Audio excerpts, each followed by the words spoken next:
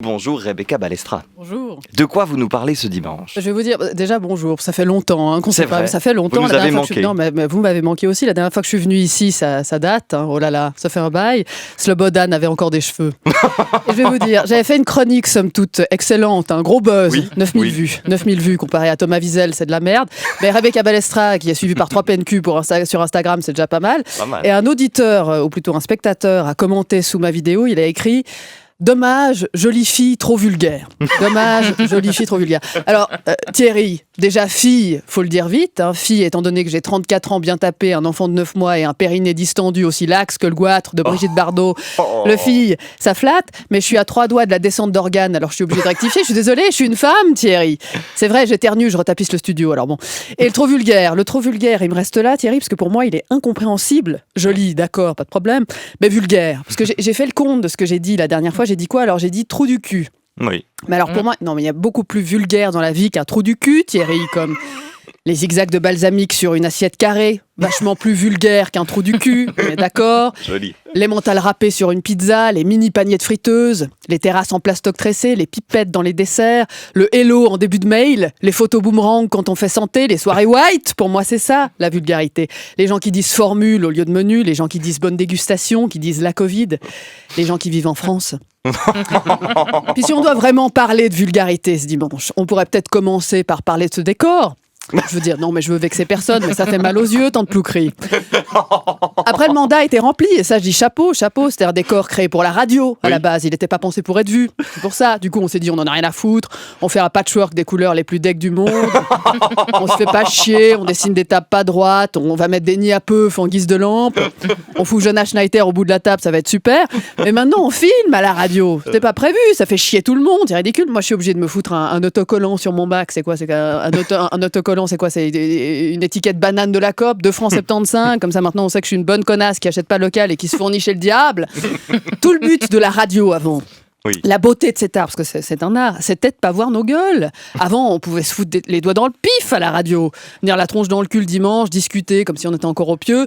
Nathanaël Rocha, bon, lui, il a décidé de pas faire l'effort et il reste dans son cul, quoi qu'il arrive. Mais nous autres, on se fait beau. Les beaux parleurs. Alors que la radio, c'était le métier des laits, à la base. C'était super, on écoutait, on se disait, tous ces moches qui ont trouvé une vocation formidable. C'était émouvant. On imaginait toutes ces verrues qui avaient trouvé une raison d'être, puis on était content pour elles. Maintenant, tu lances la vidéo des beaux parleurs, tu tombes sur Rebecca Balestra, cette jolie fille trop vulgaire. Tu dis, mais qu'est-ce que c'est que ce bordel? On nous a menti, mais où sont les laits? Avant, il y avait que de la voix, comme sur 3615 ou là. Que de la voix. On pouvait fantasmer sur la voix de Jonas, ça dilatait l'imagination. Jonas Schneider, ça pouvait être...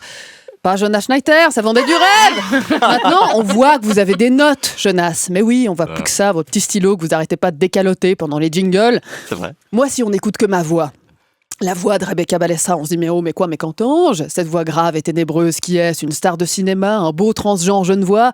Et non, c'est juste un grand oiseau avec un pif et une bouse sur la tête.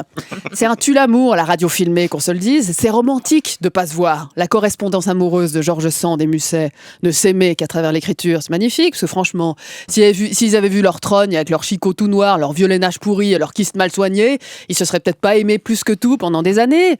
L'absence, le manque, le désir. L'ambiance radio, c'était tout un kiff. On imaginait le café qui fumait, les volutes de clopes, les barbes de 3 jours. Maintenant, avec Micheline, on est obligé de se raser avant de venir, franchement. La radio, on imaginait des intellos grisonnants, charismatiques et chiants échanger autour d'une table. Et regardez-nous, là c'est M6, une belle bande de beaufs. On se croirait dans un dîner presque parfait. C'était un art vivant, la radio, il était éphémère, c'était précieux. Maintenant que c'est capturé, tu dis une connerie, t'es dans une bulle internet forever. C'est comme moi, quand j'ai fait mon AVC la dernière fois, tu butes sur 3 mots, t'es une merde pour toujours. Vous imaginez? Non, si on avait dit ça à l'époque, on allait voir la radio, on aurait dit puis quoi encore? La prochaine fois, ce sera quoi? Si on peut voir l'invisible, alors quoi? On pourra voir Dieu, on pourra voir l'âme, on pourra guigner qui c'est qu'il y a dans le Glory Hall. Non, il y a des trucs sacrés quand même. Moi, j'ai envie de répondre à Thierry, j'ai envie de répondre, vous savez quoi? C'est la radio filmée qui est vulgaire, c'est ça qui est dommage. Avant, la radio, c'était la classe, parce qu'on se préoccupait pas de notre image, seulement de notre propos. La radio, ça fermait la porte aux commentaires YouTube misogynes qui appellent une femme une fille et qui la réduisent à son physique. C'est ça le comble de la vulgarité. Ça et l'avion privé de Kylie Jenner, bien sûr. Ça et les voyages de plaisance dans l'espace de Jeff Bezos, bien sûr. Ça et les 282 millions de followers de Kim Kardashian, les 1001 paires de baskets de Chris Brown, l'acide hyaluronique dans la bouche d'Emrata, le salaire d'Mbappé, les yachts d'Abramovich, Mykonos, Monaco, le Qatar. Au fond, la grosse question qu'il faut se poser, Thierry, c'est qu'est-ce qui n'est pas vulgaire dans notre société aujourd'hui ? Allez, salut bande de ploucs. Et oubliez pas de mater ma vidéo quand même. J'aimerais plus de vues que Thomas Wiesel. Faites du clic, faites-moi gagner des followers, faites-moi finir sur France Inter. Paname, la France. Oh que c'est vulgaire. Allez, bon dimanche. Merci Rebecca Balestra.